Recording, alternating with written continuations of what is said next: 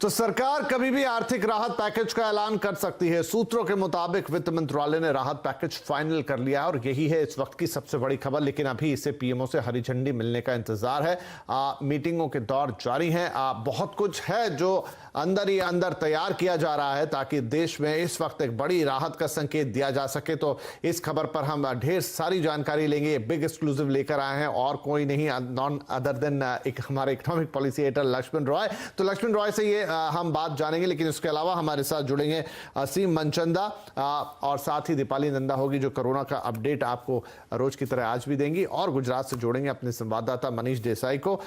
इसके अलावा बात होगी महाराष्ट्र की भी। मुंबई से हमारे साथ होंगे विवेक गुप्ता। तो ये तमाम लोग रोज आपको ताज़ा अपडेट लेकर आते हैं। तो आप सबकी तरफ से मैं इस टीम को सबसे पहले थैंक्स कहूंगा, क्योंकि ये काम आसान नहीं है। रोज बाहर जाना, अपने आप को खतरे में डालना और सुरक्षित वापस आना, जिम्मेदारी के साथ काम करना, ये इतना आसान नहीं होता है। तो thanks to all of you. और जो दर्शकों की भावना है वो मैं आपको पहुंचा रहा हूं, क्योंकि बहुत सारे लोगों से मेरी बात होती है, इनफैक्ट आपकी भी होती होगी, कि इस समय जो काम आप लोग कर रहे हैं वो बहुत ही कमेंडेबल है, क्योंकि जानकारी कोरोना में सबसे बड़ा हथियार है। चलिए तो शुरुआत करते हैं उस बड़ी एक्सक्लूसिव के साथ जो लक्ष्मण रॉय लेकर आए हैं।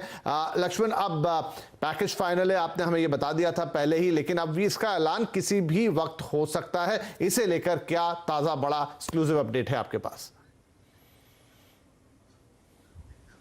देखिए, दरअसल अब से कुछ ही देर पहले प्रधानमंत्री के आवास पर प्रधानमंत्री के साथ वित्त मंत्री निर्मला सीतारमण और वित्त मंत्रालय के वरिष्ठ अधिकारियों की बैठक हुई है। और समझा जाता है कि इस बैठक में जिस राहत पैकेज का ऐलान सरकार करना चाहती है उसके ऊपर एक प्रेजेंटेशन दिया गया और फिर उसकी बारीकियों पर चर्चा की गई। हालांकि राहत पैकेज को एक बार प्रधानमंत्री से हरी झंडी मिल जाएगी, उसके तुरंत बाद इस राहत पैकेज का ऐलान कर दिया जाएगा। अटकल ये थे कि आज इसकी घोषणा हो सकती है, कल भी हो सकती है, लेकिन अभी तक की औपचारिक जानकारी नहीं दी गई कि राहत पैकेज की घोषणा कब की जाएगी। इसीलिए मैं कह रहा हूं कि कभी भी राहत पैकेज की घोषणा हो सकती है। हो सकता है कि आज अब ना हो, चुके आज अब काफी देर हो चुका है, कल इसकी घोषणा हो, लेकिन सरकार इसकी घोषणा जल्द करेगी। अब अगला सवाल उठता है घोषणा में होगी क्या? तो मैं बता दूं कि राहत पैकेज ऐसा नहीं कि एक मुफ्त राहत पैकेज होगा, जितने भी इंडस्ट्री प्रभावित हैं सभी के लिए होगा, ऐसा नहीं होगा।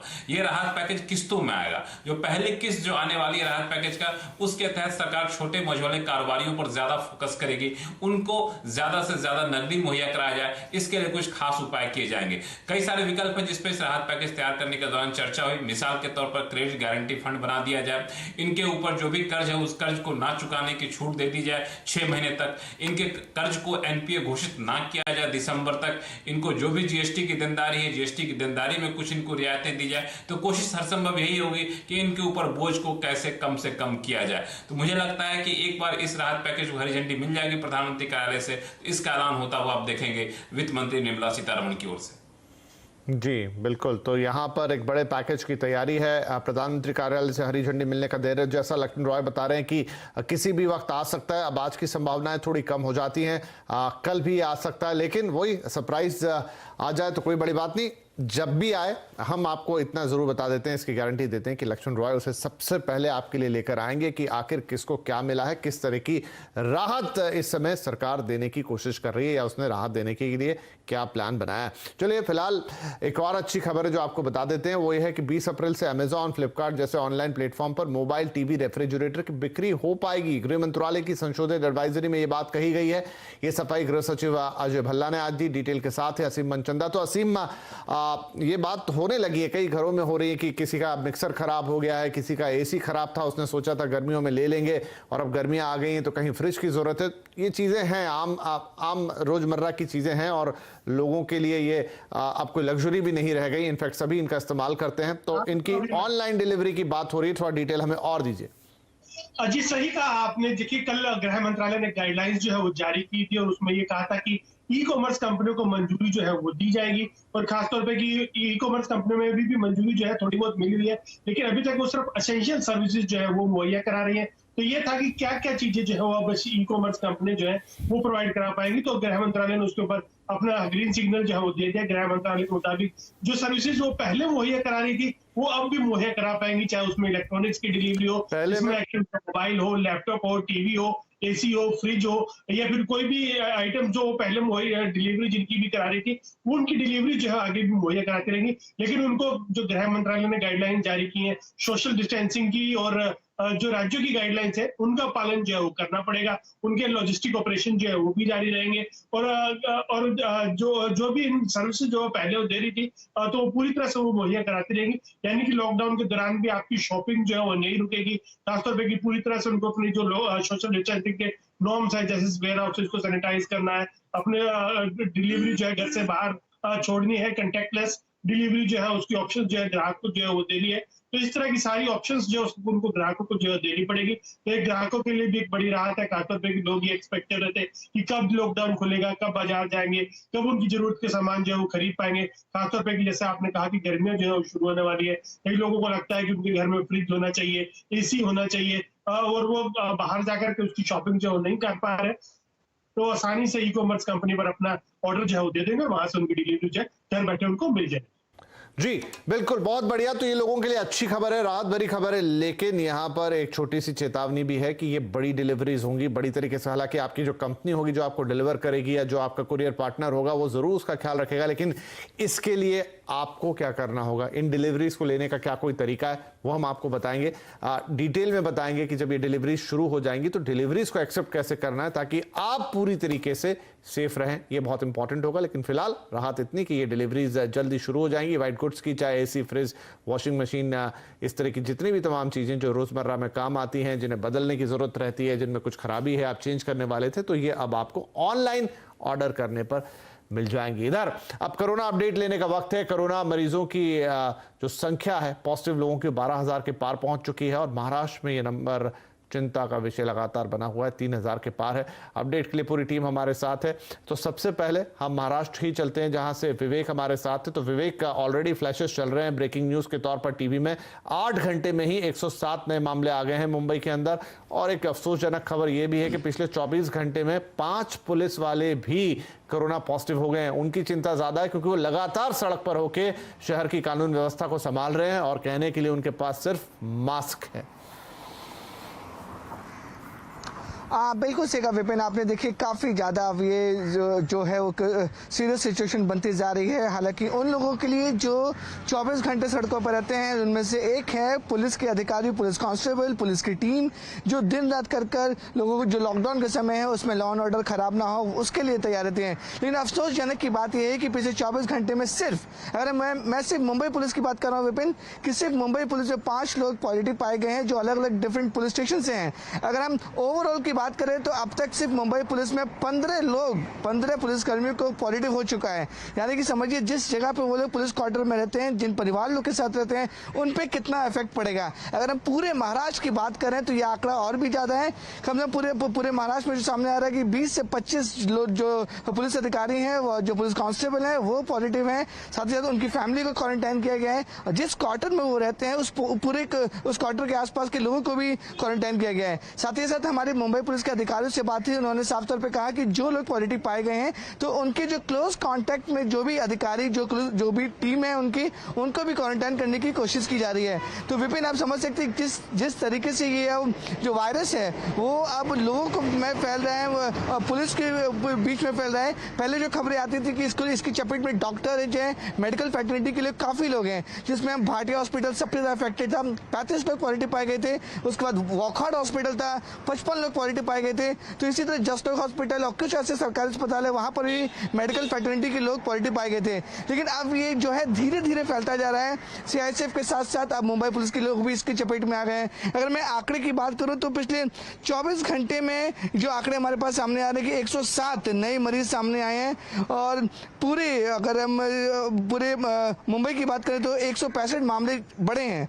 पूरे महाराष्ट्र की बात करें 3000 से ज्यादा मामले अब हो चुके हैं। तो यानी कि समझ सकते हैं कि किस तरीके से ये जो कंटिन्यूस जो नंबर है, जो ग्राफ है, वो लगातार बढ़ता जा रहा है। हालांकि जो महाराष्ट्र सरकार का वही एक दावा है, वो बात जो हमेशा उनका रोज के बयान रहते हैं कि अपनी पूरी कोशिश कर रहे हैं और लोगों से गुजारिश करने के लॉकडाउन लेकिन बहुत धारावी है उसे लेकर भी चिंता बढ़ रही है क्योंकि मैं फ्लैशेस देख रहा हूं कि धारावी में भी 11 नए मामले सामने आए हैं। हम जानते हैं कि धारावी के लिए एक स्पेशल टीम बनाई गई है जो लगातार वहां पर टेस्टिंग कर रही है। अब वहां से 11 नए मामले मिले हैं।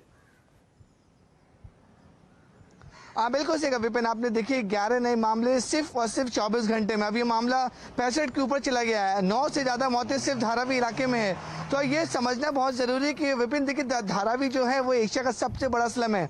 20 लाख पॉपुलेशन जो है वो ऑन रिकॉर्ड है। अगर हम ऑफ रिकॉर्ड की बात करें तो ये पॉपुलेशन की जो संख्या है और भी ज़्यादा हो सकती है।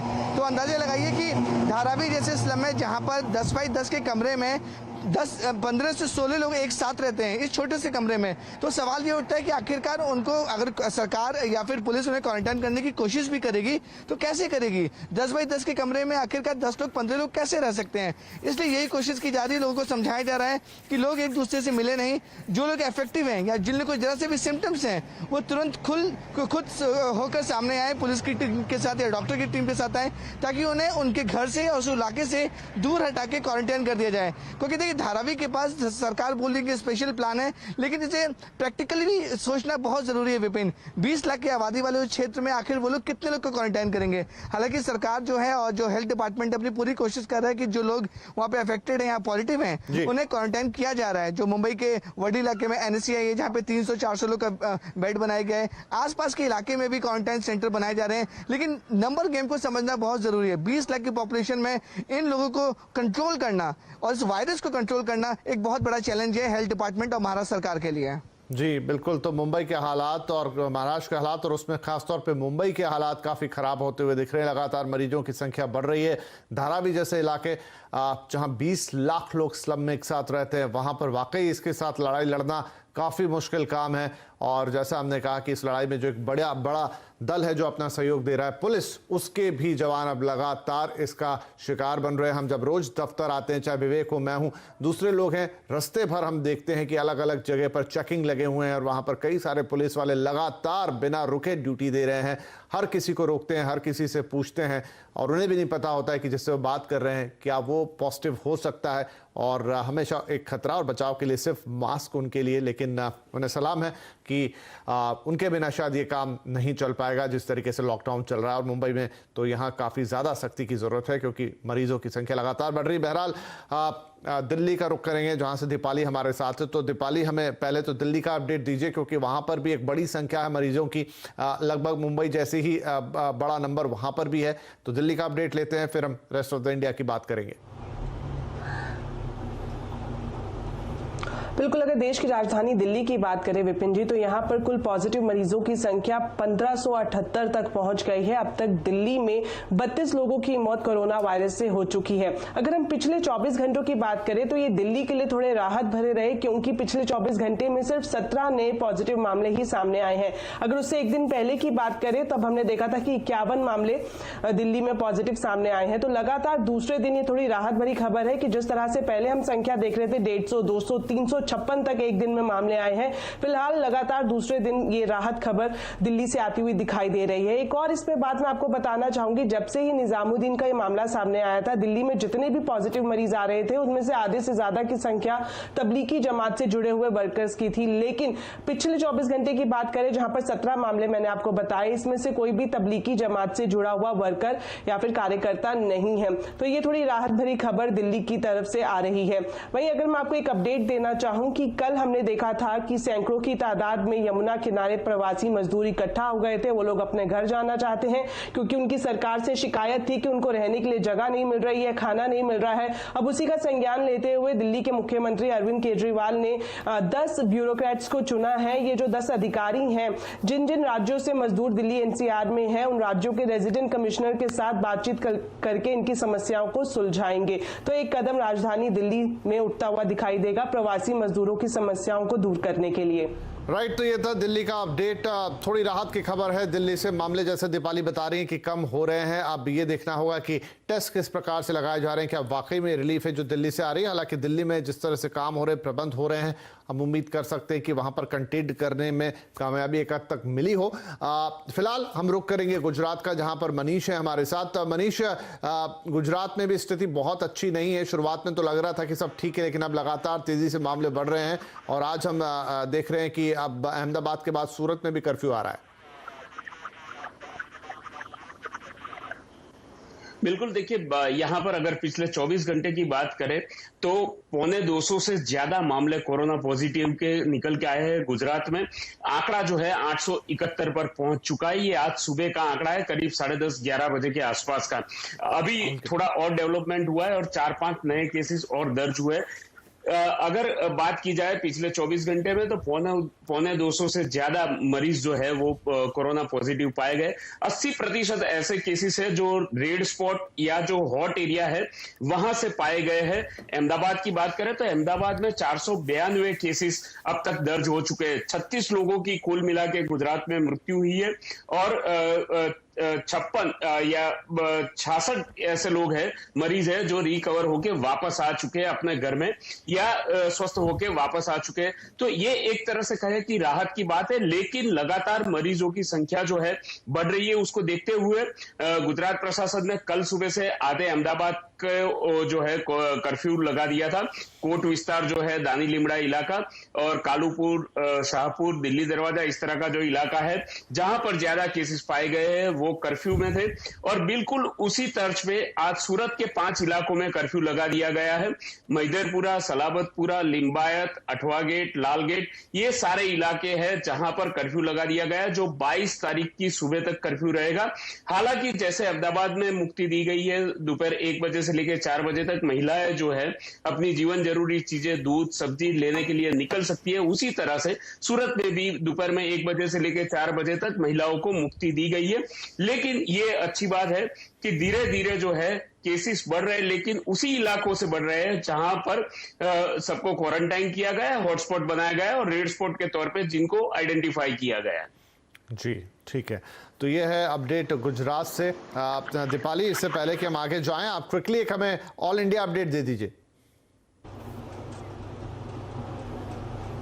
देखिए, अगर देश में पॉजिटिव मामलों की बात की जाए तो इनकी संख्या 12,380 तक पहुंच गई है। एक्टिव केसेस यानी कि ऐसे मरीज जिनका इलाज चल रहा है तो ऐसी संख्या है 10,477। अब तक कोरोना से 415 लोगों की मौत हो चुकी है। और अगर हम रिकवरी की बात करें तो 1488 लोग हैं जिन्होंने कोरोना को मात भी दी है। जिस तरह से विवेक बता रहे थे कि महाराष्ट्र में जो संख्या है वो लगातार बढ़ती जा रही है और यहाँ पर आंकड़ा 3081 जो लेटेस्ट डेटा है स्वास्थ्य मंत्रालय का, वो ये बताता है कि 3081 तक ये आंकड़ा जा चुका है। वहीं दिल्ली का हाल मैंने आपको बताया कि 1578 कुल पॉजिटिव मामले अब तक दिल्ली में सामने आए हैं। वहीं अगर हम राजस्थान की बात करें तो यहां पर भी 1100 के पास आंकड़ा जाता हुआ दिखाई दे रहा है। मध्य प्रदेश में ये आंकड़ा 980 तक पहुंच गया है। जी शुक्रिया दीपाली इस पूरे अपडेट के लिए, और साथ में मनीष और विवेक, आप लोगों का भी शुक्रिया आपने ये तमाम अपडेट हमें लाने के लिए। और जैसा मैंने शुरू में भी कहा, मैं एक बार फिर आप लोगों को, हमारे दर्शकों की तरफ से धन्यवाद दूंगा। आप ये एफर्ट्स जो रोज कर रहे हैं और ताज़ा अपडेट हमारे लिए लेकर आ रहे हैं, जिससे लोग सतर्क बनते हैं, उनकी जानकारी पूरी रहती है। चलिए तो आगे बढ़े। आज कांग्रेस नेता राहुल गांधी ने प्रेस कॉन्फ्रेंस करके कोरोना के खिलाफ जंग में सबको एक साथ मिलकर लड़ने की नसीहत दी है। राहुल ने कोरोना के खिलाफ जंग में टेस्टिंग को सबसे बड़ा हथियार बताया है। राहुल ने कोरोना से बचाव और आगे आने वाली आर्थिक मुसीबतों को लेकर सरकार को कई सुझाव दिए हैं। राहुल ने कहा है कि सरकार जल्द से जल्द राहत पैकेज लाए। वहीं कोरोना के खिलाफ जंग में लॉकडाउन पर राहुल ने कहा है कि वायरस का समाधान लॉकडाउन नहीं है। हाँ, इससे वायरस का चेन जरूर रुकता है, लेकिन इसके हटते ही वायरस फिर से सक्रिय हो जाएगा। Is that a lockdown is like a pause button. A lockdown is in no way a solution to the COVID virus. It is as if you've hit pause and stopped the virus in its tracks until the lockdown. When we come out of the lockdown, the virus is going to start its work again. So it is very important that we have a strategy to come out of the lockdown. One advice to the government, and this is something that I've said and we've been saying, push testing aggressively, maximize testing, and use testing strategically. Use testing to assist the states in their fight.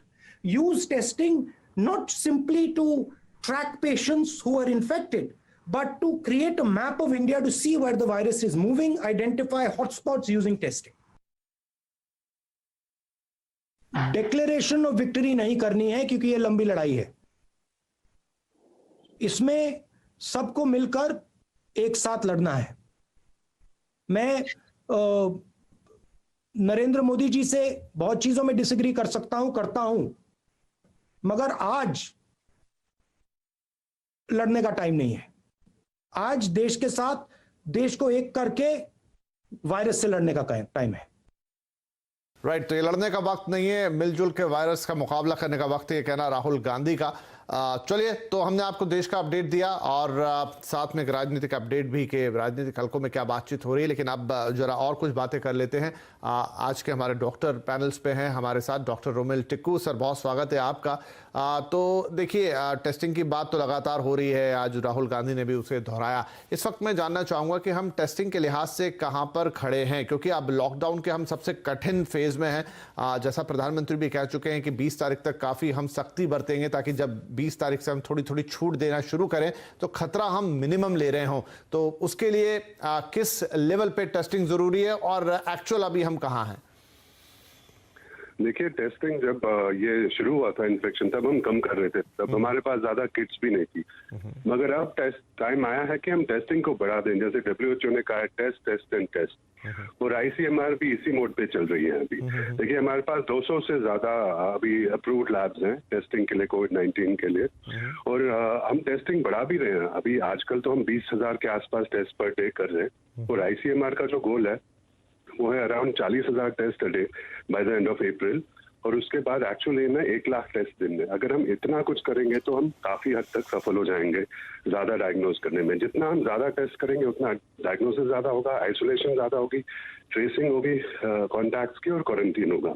देखिए, lockdown तो अपना काम कर ही रहा है, but lockdown का भी एक लिमिटेशन है। उसके अलावा हमें टेस्टिंग पे तो अब ध्यान देना ही पड़ेगा। तो डॉक्टर साहब, कोई टेस्टिंग का स्टैंडर्ड नंबर है कि कितना होना चाहिए? हम अक्सर आंकड़े पढ़ते हैं कि पर 10 लाख ये देश इतना कर रहा है, ये देश इतना कर रहा है, लेकिन क्या कोई स्टैंडर्ड सेट है WHO की तरफ से कि आप कितना करना चाहिए आपको?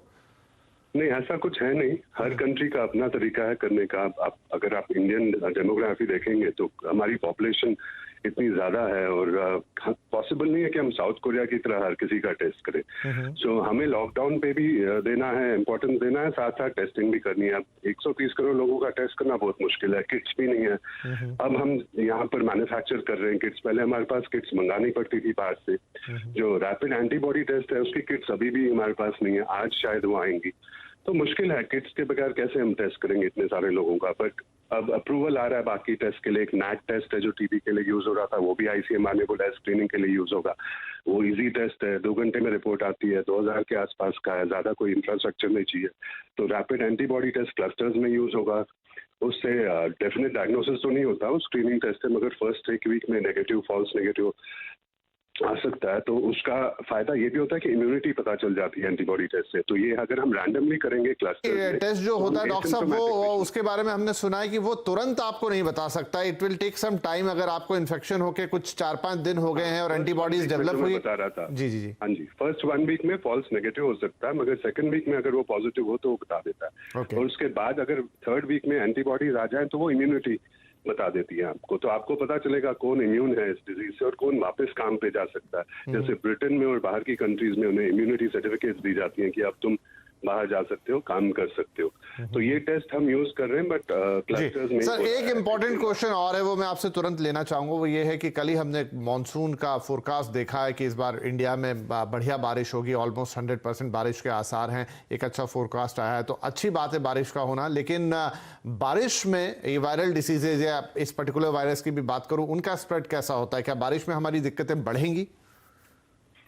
ये कहना तो बहुत मुश्किल है, क्योंकि ये देखिए, ये वायरस नया है, वो कैसे बिहेव कर रहा है कुछ पता नहीं। और ऐसा भी कोई डेफिनेट नहीं है कि बारिश हो या बहुत ज्यादा गर्मी हो तो ये कम होगा, ज्यादा होगा। एक स्टडी MIT की हुई थी अमेरिका में, जहाँ बोला गया था कि वहाँ पर है ज्यादा, जहाँ पर ठंड है या गर्मी ज्यादा नहीं, और हो सकता है कि गर्मी के कारण कम हो जाए, बट वो भी कुछ डेफिनेट नहीं है। आप देखिए, सिंगापुर में, ऑस्ट्रेलिया में, वहाँ तो गर्मी ही होती है, पर वहां पर भी केसेस हैं। अब आप बॉम्बे को ही लीजिए या केरला को लीजिए, कोस्टल एरियाज है, गर्मी है, ह्यूमिडिटी है, तो वहां तो बढ़ ही रहा है।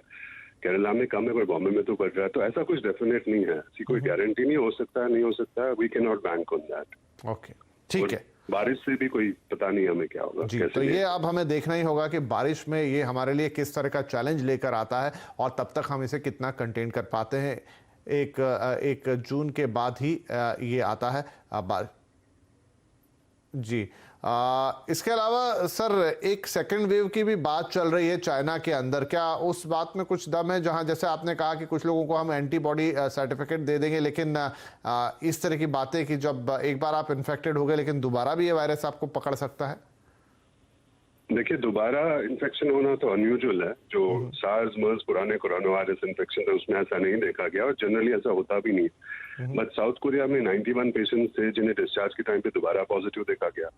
अब वो री इन्फेक्शन था कि रीएक्टिवेशन था वायरस का, ये बताना भी मुश्किल है कि सैंपलिंग में कुछ गड़बड़ हुई थी।